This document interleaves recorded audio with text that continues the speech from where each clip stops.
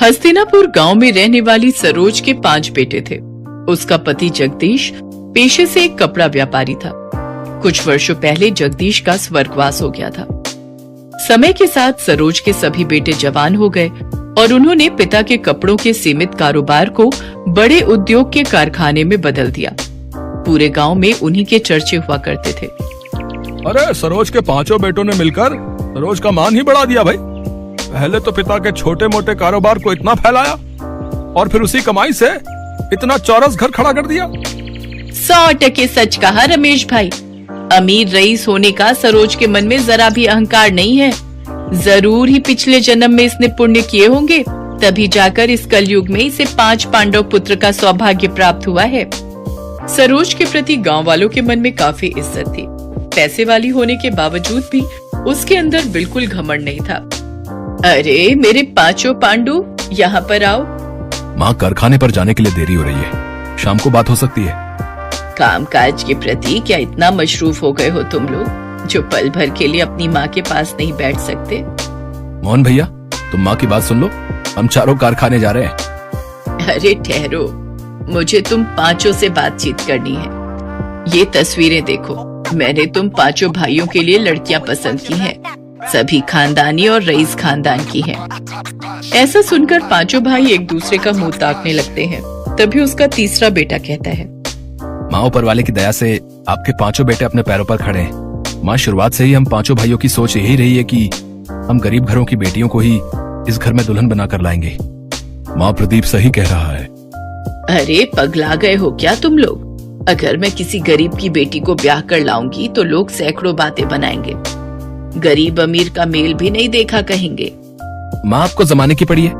बल्कि ये सोचो कि किसी गरीब की बेटी का हाथ थामने से किसी गरीब पिता को साहूकार का कर्जदार नहीं होना पड़ेगा। सरोज 5 बेटों की बातें सुनकर भावुक हो जाती है और कहती है, ठीक है, अब बस भी करो। जब देखो तब 5 मिलकर पांडव की तरह पाठ पढ़ाते रहते हो। गरीब की बेटियों का ही बसेरा बनेगा यहाँ। खुश? सरोज अपने बेटों के ब्याह के लिए रिश्ते तलाशने लगती है। उसकी तलाश धर्मपुर गांव में रहने वाले गरीब रामदीन की 5 बेटियों रोहिणी, दीपा, नीलम, पुष्पा और तनु पर खत्म होती है। बड़े ही धूमधाम से सरोज अपने 5 बेटों की शादी करके 5 बहुओं को घर लाती है। मेरी 5 बहुओं, अपने दाहिने पैर को इस अक्षत कलश पर पैर लगाकर गृह प्रवेश करो। हम तो सोच रहे थे कि तुम इतनी अमीर हो तो जरूर बड़े घर की बेटी को बहू बनाओगी, मगर तुम्हारी 5 बहुएं तो बहुत गरीब हैं। लगता है इन बेचारियों का बाप बड़ा गरीब था, तभी तो कुछ भी दान दहेज ना दे सका। बीना की बातें 5 दुल्हन को झकझोर कर रख देती हैं, मगर सब कुछ इतने पर ही खत्म नहीं होता। रस्में खत्म होने के बाद सभी अपने अपने घर चले जाते हैं। तभी सरोज कहती है, ना जाने कैसा गरीब भिखारी बाप है इनका, जो पाव भर मिठाई भी ना रख सका।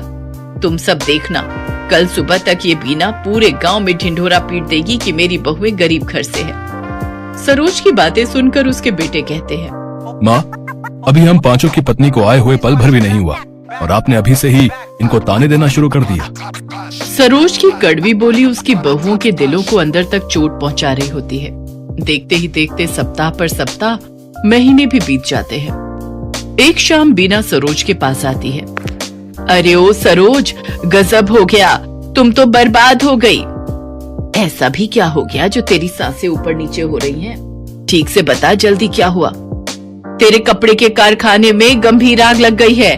तेरे 5 बेटे कर्मचारी सहित ढेर हो गए। ये सुनकर सरोज कारखाने की ओर दौड़ती है, जहाँ सब कुछ धू धू करके जल रहा होता है। अपने बेटों के जले हुए शव देख